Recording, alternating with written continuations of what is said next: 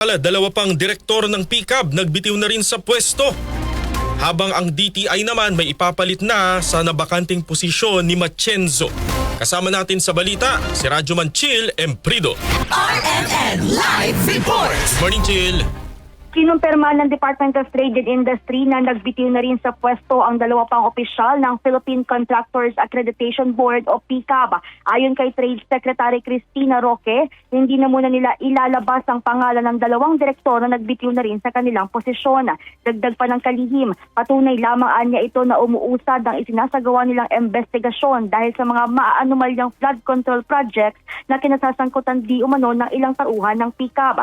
Samantala, inanunsyo rin ni Secretary Roque na mayroon na silang itinalaga na kapalit sa nabakanting posisyon ni dating Executive Director Herbert Matienzo na nagbitiw kamakailan lamang dahil umano sa personal reason, ngunit hindi pa pinangalanan ng kapalit ni Matienzo. Sa ngayon, mismong ang kalihim ng DTI ang mamamahala muna ng Construction Industry Authority of the Philippines o CIAP at ang mga implementing board nito kabilang na ang PCAB. Kasama mo sa DZXL RMN Manila, Radyo Manchil Emprido, Tatak RMN.